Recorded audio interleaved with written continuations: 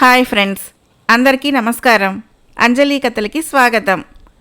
ఈరోజు చందమామ కథ పేరు పున్నమి రాత్రి పిశాచం. మార్కాపురం అడవి ప్రాంతాన కట్టెలు కొట్టేవాడొకడు చిన్న గుడిసెలో నివసిస్తూ ఉండేవాడు. వాడికి పెళ్ళిడికొచ్చిన చంప, చుక్క అనే కూతుళ్ళిద్దరున్నారు. చంపకు ఏడాది వయసులోనే తల్లి చనిపోయింది. కట్టెలు కొట్టేవాడు దుర్గమ్మ అనే ఆవిడ్ని రెండో పెళ్లి చేసుకున్నాడు. చుక్క దుర్గమ్మ కూతురు. దుర్గమ్మ చంపను రాచి రంపాన పెట్టేది. ఇంటేడు పని చంపచేతనే చేయించేది. పైపెచ్చు దరిద్రపు పీనుగా, ముచ్చు మొఖమా అంటూ రోజంతా తిడుతూనే ఉండేది. చంపకు సవతి తల్లి తిట్లు ఎంతో బాధ కలిగించేవి. తనకు త్వరగా పెళ్లి అయ్యేలా చేసి సవతి తల్లి తిట్ల బారి నుంచి తనని కాపాడమని భగవంతుణ్ణి ప్రార్థిస్తూ ఉండేది. ఒక వేసవికాలం పున్నమి రాత్రి గుడిసెలో గాలి రాక నిద్ర పట్టని చంప బయటికి రాబోతూ నులక మంచం మీద కూర్చొని మాట్లాడుకుంటున్న తండ్రి పిన్ని మాటలు విన్నది. అమ్మాయిలు పెళ్లికి ఎదిగారు. ఈ సంవత్సరం తల తాకట్టు పెట్టైనా చంపకు పెళ్లి చేయాలి అంటున్నాడు తండ్రి. దానికి దుర్గమ్మ మండిపడి, నీకేమైనా మతిపోయిందా? చంపకు పెళ్లి చేసి పంపిస్తే ఇంటెడు పని ఎవరు చేస్తారు? ఇద్దరి పెళ్ళిళ్ళు ఒకేసారి చేయగల తాహత లేదు మనకు. ముందు చుక్కకు ఏదైనా సంబంధం చూడు అన్నది. ఇది విన్న చంపకు దుఃఖం పొంగుకు వచ్చింది. ఇక తనకు జీవితంలో ఇప్పుడున్న నరకం నుంచి విముక్తి లేదన్న భయం కలిగింది. ఇలా బతికే కన్నా అడవిలో ఏ క్రూర మృగానికో ఆహారం అయిపోవటం మేలనుకుంటూ ఆమె గుడిసె తలుపు దగ్గరగా వేసి అడవిలోకి వెళ్ళింది. అక్కడ చంపకు ఏ క్రూర మృగమూ తటస్థపడలేదు. ఇక ఇది పని కాదని ఆమె ఎక్కడ కనిపించినా ఒక పాడుబడిన బావికేసి వెళ్ళేటంతలో చెట్టుపై నుంచి ఒక పిశాచం కిందకి దూకి ఆగు ఆగు అంటూ అరిచింది. చావటానికి సిద్ధపడిన చంప పిశాచాన్ని చూసి ఏమాత్రమూ భయపడక, నా చావుకు అడ్డుపడతావెందుకు అన్నది. పిశాచం ఎంతో ఆప్యాయంగా గుచ్చి అడిగాక చంప తన కథ అంతా చెప్పి, మా పిన్ని తిట్లు సహిస్తూ బతికే కన్నా చావటం నయం అన్నది. చిచి, ఈ స్వల్పానికే నీకు జీవితం పట్ల విరక్తి కలిగిందా? ఉండు అంటూ పిశాచము బావిలోకి దూకి ఒక పాతకాలపు గోనె సంచి తెచ్చి చంపకు ఇచ్చింది. ఇది దేనికి అంటూ చంప ఆశ్చర్యపోయింది. ఇది దగ్గరుంటే మీ పిన్ని తిట్లు నీకెంతో ఆనందం కలిగిస్తాయి. ఇంకా ఇంకా తిట్టాలని కోరుకుంటావు.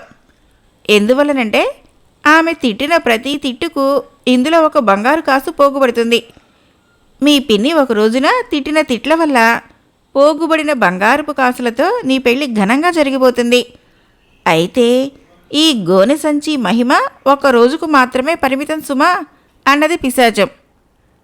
చంప పిశాచానికి కృతజ్ఞత చెప్పుకొని గుడిసెకు తిరిగి వచ్చి ఆ గోనె సంచెను పశువుల కొట్టంలోని గడ్డి మోపుల కింద దాచి ఏమీ ఎరగని దానిలాగా పడుకున్నది.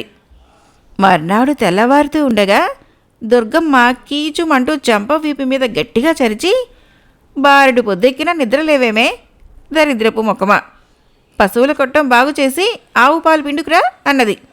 పిన్ని తిట్టిన మొదటి తిట్టు అనుకుంటూ చంప పశువుల కొట్టంలోకి పోయి గోనె సంచిలో చేయి పెట్టి చూసింది. లోపల మెలమెల మెరుస్తూ ఉన్న బంగారు కాసు ఒకటి కనిపించింది. ఆ రోజు చీకటి పడి కట్టెలు కొట్టేవాడు ఇల్లు చేరాడు. ఆ సరికి దుర్గమ్మ తిట్టిన తిట్లతో సంచిలో 200కు పైగా బంగారుపు కాసులు పోగయ్యాయి. చంప వాటిని తండ్రికి చూపి, ఇది పున్నమి రాత్రి పిశాచం నాకు చేసిన మేలు అన్నది.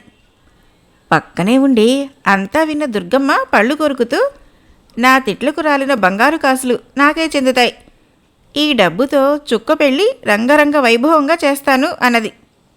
కట్టెలు కొట్టేవాడు మొదటిసారిగా దుర్గమ్మ మాటకు అడ్డు చెబుతూ, ఈ అన్యాయం నేను సహించను, ఈ డబ్బును చంప పెళ్లికే ఉపయోగిస్తాను అన్నాడు ఆవేశంగా. దుర్గమ్మ అప్పటికి ఊరుకొని బంగారు కాసుల గోనె సంచిని గుడిసెలో దాచింది. కట్టెలు కొట్టేవాడు చంపకు పెళ్లి సంబంధాలు చూడసాగాడు. మళ్ళీ పున్నమి వచ్చింది. ఆ రాత్రి దుర్గమ్మ తన కూతురు చుక్కకు చెప్పవలసిందంతా చెప్పి అడవికి పంపించింది. చుక్క లోగడ చంపలాగే పాడుబడిన బావిలో దూకబోతున్నట్లు దానికేసి నడిచింది. అప్పుడు పున్నమి రాత్రి పిశాచము చుక్కకు అడ్డుపడింది. చుక్క తన తల్లి తిట్లను భరించలేక బావిలో దూకబోతున్నట్లు పిశాచానికి చెప్పి కళ్ళనీళ్లు పెట్టుకున్నది. పిశాచము బావిలో నుంచి గోనె సంచి ఒకటి తెచ్చి చుక్కకి ఇచ్చి అంతా చెప్పి, జాగ్రత్త, దీని మహిమ ఒక్కరోజుకే పరిమితం సుమా అని హెచ్చరించింది. చుక్క పరమానందంతో గుడిసెకు తిరిగి వచ్చింది. సరిగ్గా అదే సమయంలో ఆ దేశాన్నేలే ముసలిరాజు తన ఒక్కగానొక్క కొడుకు విజయుడిని గట్టిగా కసురుతున్నాడు. ఇంతకు అసలు నీకు వివాహం చేసుకోవాలని ఉన్నదా లేదా? నేను త్వరగా నిన్ను పట్టాభిషక్తుణ్ణి చేసి విశ్రాంతి తీసుకోవాలనుకుంటున్నాను. నువ్వేమో ఏ దేశపు రాజకుమారి చిత్రపటం చూసినా పెదవి విరిచి దూరంగా పెట్టేస్తున్నావు అన్నాడు రాజు కోపంగా. అందుకు యువరాజు విజయుడు చిన్నగా నవ్వి, నాకు వివాహం చేసుకోవాలని లేకపోవటం ఏమిటి?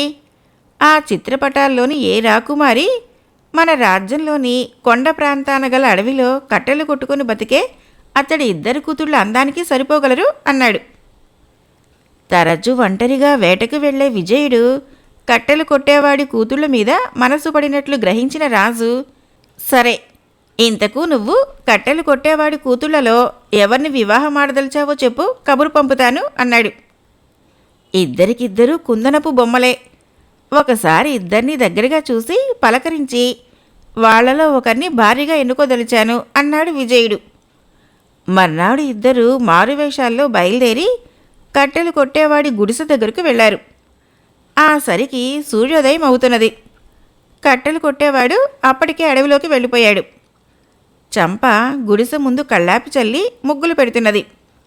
అపరిచితుల్ని చూడగానే చంప ఆ పక్కనే ఉన్న మంచం వాల్చి, కూర్చోండి, మా నాన్న కోసం వచ్చారా? ఆయన సాయంకాలానికి గాని ఇంటికి రాడు. మా అమ్మను పిలవమన్నారా అని అడిగింది. ఇంతలో గుడిసె లోపల దుర్గమ్మ తన కూతురు చుక్క మీద తిట్టిన తిట్టు మళ్ళీ తిట్టకుండా తిట్లవాన కురిపిస్తున్నది.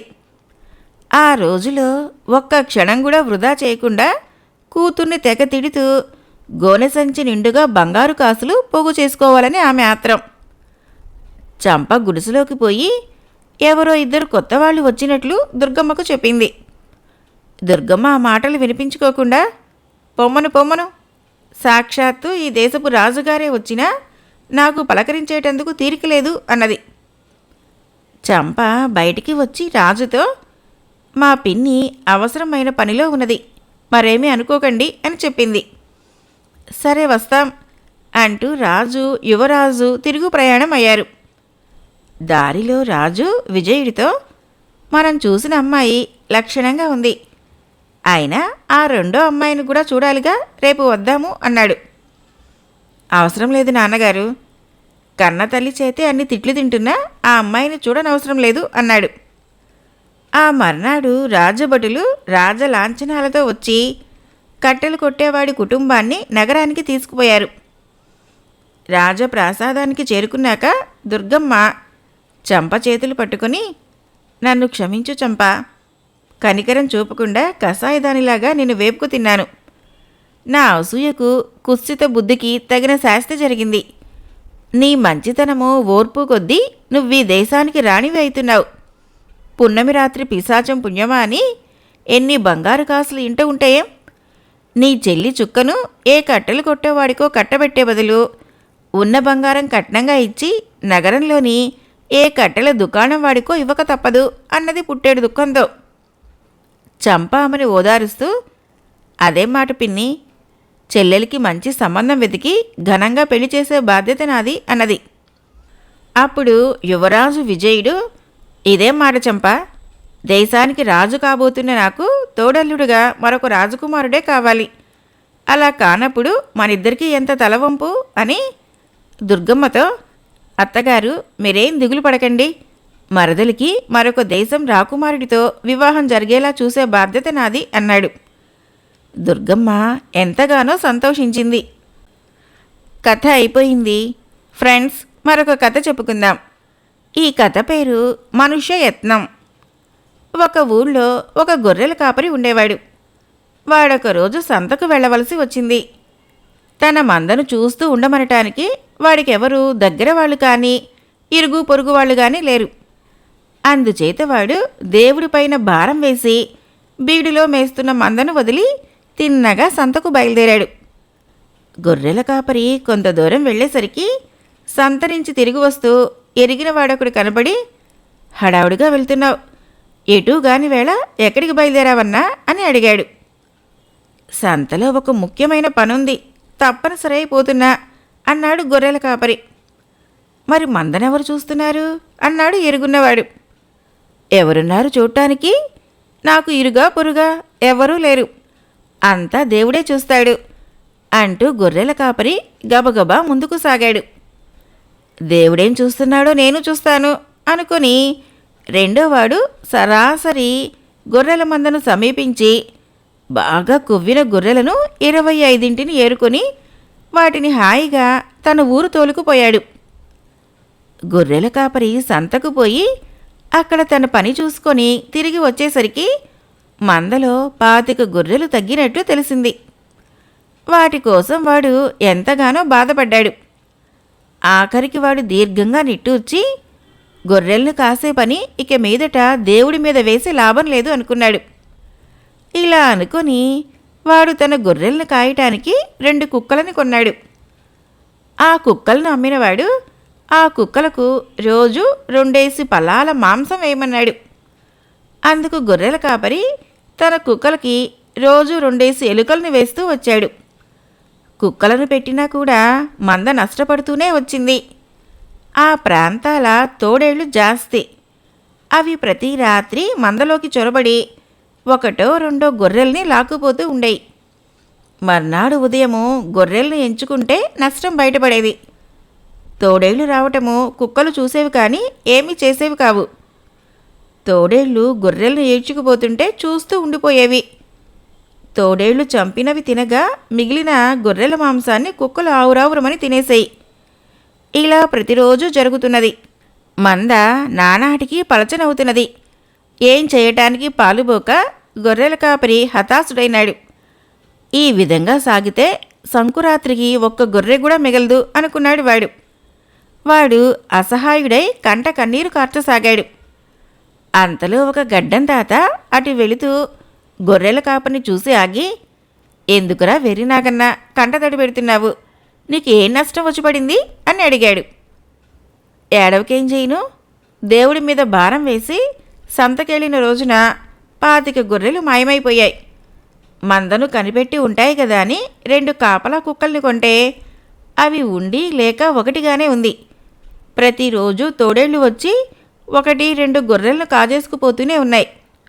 ఇంత జరుగుతుంటే దరిద్రపు కుక్కలు మొరగనన్నా మొరగవు అన్నాడు గొర్రెల కాపరి. కుక్కలకేం ఆహారం పెడుతున్నావు అన్నాడు గడ్డం తాత. 2 పలాల మాంసం పెడుతున్నాను, అంటే రోజు తప్పకుండా 2టికి చెరొకేలుగా వేస్తున్నాను. ఆ వెధవ కుక్కలకి అది చాలదాయేం అన్నాడు గొర్రెల కాపరి ఎంతో విసుగ్గా. ఇంకేం, అందుకే నీ గతి ఇంతదాకా వచ్చింది. అడపాదడపా నువ్వు గొర్రెను కోస్తూ ఉంటావు కదా, దాని మాంసము కుక్కలకు తిన్నంత వేస్తూ ఉండు. నీ పని నువ్వు సరిగ్గా చేస్తే కుక్కలు కూడా తమ పని సరిగ్గా చేస్తాయి అన్నాడు గడ్డం తాత. అది మొదలు గొర్రెల కాపరి తన కుక్కలకి కడుపు నిండా తిండి పెడుతూ వచ్చాడు. మొదటి రోజు మందలో నుంచి 1 గొర్రె కూడా పోలేదు. రెండో రోజు చీకటి పడే వేళ 2 తోడేళ్లు మందకేసి వేగంగా వచ్చాయి. పదండి పదండి, మా యజమాని మాకు కడుపు నిండా తిండి పెడుతున్నాడు, మీ ఎంగిలి మాకక్కర్లేదు అని ఒక కుక్క మొరిగింది. వెళ్ళకండి అన్నలారా, వచ్చి మీ కడుపు నింపుకొని మాకు కూడా ఇంత పెట్టండి అని రెండో కుక్క గట్టిగా మొరిగింది. తోడేళ్లు రెండో కుక్క మాటలే నమ్మాయి. ఎందుకంటే కుక్కలెన్నడూ అంతవరకు తమకి ఎదురు చెప్పిన పాపాన పోలేదు. ఆ ధైర్యంతో 2 తోడేళ్లు మందలోకి ప్రవేశించాయి. మరుక్షణమే కాపలా కుక్కలు 2 భయంకరంగా అరుస్తూ వాటిపైన పడి వాటిని చీల్చి చంపేశాయి. కథ అయిపోయింది. ఫ్రెండ్స్, మరొక కథ చెప్పుకుందాం. ఈ కథ పేరు గర్వభంగం. కందికుప్ప అనే గ్రామంలో కైలాస శాస్త్రి అనే జ్యోతిష్య పండితుడు ఉండేవాడు. జ్యోతిషంతో పాటు పూజలు పునస్కారాలు చేసి జాతకంలో ఉండే గ్రహబాధలు అవి నివారించగలడని ఆయనకు పెద్ద పేరు. చెట్టు లేని చోట ఆముదపు మొక్కే పెద్ద చెట్టన్నట్లు ఆయన్ని ప్రశ్నించి ఎదురు మాట్లాడగల మరొక జ్యోతిష సిద్ధాంతి లేకపోవటంతో కైలాస శాస్త్రిలో అహంకారంతో పాటు నోటి దురుసుతనం కూడా పెరిగింది. అవసరం కొద్దీ తన దగ్గరికి వచ్చిన వాళ్లతో ఆయన, నేనన్నదే మాట, నేను చెప్పింది జరిగి తీరుతుంది, అంతా నేను చెప్పినట్లే చేయాలి, నా మీద నమ్మకం లేక వెటకారం చేసిన వాళ్లను శపిస్తాను అనేవాడు ధీమాగా. ఒకసారి కాకతాళీయంగా 2-3 కైలాస శాస్త్రితో గొడవపడి తిట్లు తిన్న కారణంగా కష్టాల పాలై కైలాస శాస్త్రిని క్షమాపణ వేడుకొని పూజలు చేయించుకోవడంతో ఆయన నిజంగానే శాపాలు కూడా ఇవ్వగలడని జనం అనుకోసాగారు. ఇది ఆ నోట ఈ నోట విన్న కైలాస శాస్త్రి, ఆహా, నా శక్తి ఏపాటిదో నలుగురికి అర్థమైందన్నమాట. నాకు కర్ణ పిశాచి ఉంది, ఎవరేమనుకున్నా ఇట్టే తెలిసిపోతుంది. నిత్య శివాభిషేకాల వల్ల నాకు వాక్శుద్ధి లభ్యమైంది, నేనేదంటే అది జరిగి తీరుతుంది అని జనాన్ని భయపెట్టసాగాడు. ఇలా ఉండగా రామనాథం అనే ఆసామి కొత్తగా ఆ గ్రామానికి కాపురం వచ్చాడు. ఆయన అక్కడ కొంత పొలం కొని వ్యవసాయం చేసుకుంటూ ఒక అద్దె ఇంట్లో నివసించసాగాడు. త్వరలోనే ఒక ఇల్లు అమ్మకానికి వచ్చింది. రామనాథము ఆ ఇల్లు కొని గృహప్రవేశం చేసే ముందు ఆ ఇంట్లో ఏవైనా దోషాలున్నాయేమో చూసి చెప్పమని కైలాస శాస్త్రిని కోరాడు. కైలాస శాస్త్రి ఇల్లంతా పరిశీలించి, ఈ ఇల్లు కొనకముందే నా సలహా అడగవలసింది, ఇప్పుడు చేతులు కాలేక ఆకులు పట్టుకొని ప్రయోజనం లేదు, ఈ ఇంటికి వాస్తు దోషం చాలా ఉంది, ఎంత కటువైనా నిజం పలకమని జ్యోతిష శాస్త్రకారులు శాసించారు, అందువల్ల చెబుతున్నాను, ఈ ఇంటి యజమాని పుట్టుక్కన చేస్తాడు, ఈ ఇల్లు తక్షణం వదిలేయి అన్నాడు. ఈ మాటలు విని రామనాథం నీరు కారిపోయాడు. అయితే పక్కనే ఉండి అంతా విన్న ఆయన అత్తగారు తోకదొక్కిన పాములా చిర్రుమంటూ లేచి, ఏమిటేమిటి, ఇంటి యజమాని పుట్టుక్కన చేస్తాడా, శుభమా అని నా అల్లుడు గృహప్రవేశం అవుదామనుకుంటే అవాచ్యాలు అపశకునాలు పలుకుతావా, నీ కాళ్ళు చేతులు విరిగిపోను, నీ నడుం పడిపోను అంటూ తిట్టసాగింది. రామనాథము అత్తగారి తిట్ల దండకాన్ని ఆపాలని చూశాడు. కానీ ఆమె వినిపించుకోలేదు. అప్పుడు కైలాస శాస్త్రి పిలకను గట్టిగా జాడించి జంధ్యాన్ని కిందకి మీదకి గట్టిగా గుంజుకొని, ఆహా, ఈ కైలాస శాస్త్రి వంటి ఉద్దండ జ్యోతిష్కుణ్ణే దుర్భాషలాడేవాళ్లు పుట్టుకొచ్చారన్నమాట. సరి వినండి, ఒకే ఒక పూజ చేసి ఒకే ఒక మంత్రం జపించి మిమ్మల్నందరినీ అష్టకష్టాల పాలు చేయకపోతే నేను కైలాస శాస్త్రినే కాదు అని కోపంతో నిలువెల్లా ఊగిపోతూ వీధిలోకి వెళ్ళాడు. అయినా అప్పటికి రామనాథం అత్తగారు ఊరుకోక, నువ్వు ఎక్కిన మంచం దిగకుండా నిండు 6 నెలలు యమబాధలు అనుభవిస్తావు అంటూ వెనక నుంచి తిట్టసాగింది. కైలాస శాస్త్రి అవమాన భారంతో కోపంతో ఉక్కిరి బుక్కిరైపోతూ వీధిలో తాను ఎటు వెళుతున్నది ఆలోచించుకోకుండా వీళ్ళకి చేతబడి చేసి శాకిని ఢాకినీలను ప్రయోగించి సర్వనాశనం చేస్తాను అని పళ్ళు కొరుకుతూ తల ఉంచుకొని నడుస్తూ ఉన్నంతలో ఒక 2 ఎడ్ల బండి ఆయన్ని ఢీకొట్టింది. ఆ దెబ్బకు శాస్త్రికి నడుంజారి కాళ్ళు చేతులు స్వాధీనం తప్పి కిందపడిపోయాడు. ఇది చూసిన జనం ఆయన్ని మోసుకుపోయి ఇంట్లో మంచం మీద పడుకోబెట్టారు. దానితో ఆయన 6 నెలల పాటు అడ్డమైన వైద్యాలన్నీ చేయించుకొని ఎలాగైతేనేం చివరకు మంచం దిగి నడవసాగాడు. ఈలోగా రామనాథం అత్తగారి నోటి దురుసుతనం, తిట్ల ప్రభావం గురించి జనం కథలుగా చెప్పుకోసాగారు.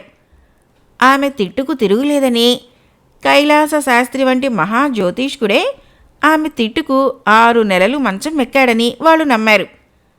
దానితో లోగడ కైలాస శాస్త్రి అంటే ఉన్న భయము, భక్తి రామనాథం అత్తగారి పట్ల చూపించడం ప్రారంభించారు. కైలాస శాస్త్రి బాగా తేరుకున్నాక ఒకనాడు భార్యతో, ఆ రామనాథం అత్త తిట్టుకు శాపం అంత శక్తి ఉన్నదని గ్రామంలో అమాయకులు నమ్ముతున్నట్లున్నది. ఆ రోజు ఒళ్ళు తెలియని కోపంతో వీధి వెంట నడుస్తూ నేను ఎడ్ల బండిని గుద్దానో లేక అదే నన్ను గుద్దిందో నాకే తెలియటం లేదు. సరే, గతం గతః. ఇప్పుడు నేను సహస్ర రుద్రాభిషేకం చేసి ఆ వదరబోతు నోరు జీవితాంతం పడిపోయేలా చేస్తాను. వేగిరం పూజకు సర్వం సిద్ధం చెయ్యి అన్నాడు పళ్ళు కొరుకుతూ. కైలాసశాస్త్రి భార్య అంతా శాంతంగా విని చిన్నగా నవ్వి, కయ్యానికైనా వియ్యానికైనా సమ ఉజ్జీలతో చేయాలి. పూజలు చేస్తేనే గాని మీరు ఆవిడ్ని శపించలేరు. ఆవిడ ఏ పూజ పునస్కారాలు లేకుండానే వట్టి నోటి మాటతో కావాలనుకున్న వాళ్ళకి కీడు చేయగలదు. నా సంగతికేం గాని జనం దృష్టిలో మీకన్నా ఆవిడే గొప్పది. అందుచేత మీరు ఆవిడ్ని మంచి చేసుకొని మీకిష్టం లేని వారిని, మీ మాట కాదన్న వారిని ఆవిడ చేత తిట్టించండి. మీ పూజలు అవి పుణ్యం కోసం అట్టిపెట్టుకోండి అన్నది. భార్య ఇలా అనగానే కైలాసశాస్త్రి ఆలోచనలో పడ్డాడు.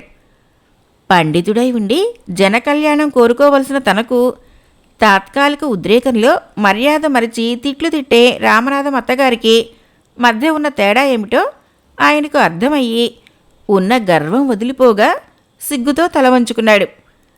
ఇది గ్రహించాక కైలాసశాస్త్రి ఇక ఆ గ్రామంలో ఉండటానికి ముఖం చెల్లక మరొక గ్రామం చేరి కొత్త జీవితం ప్రారంభించాలని నిర్ణయించుకుని ఒకనాటి రాత్రివేళ కుటుంబంతో సహా దూర ప్రాంతానికి వెళ్ళిపోయాడు.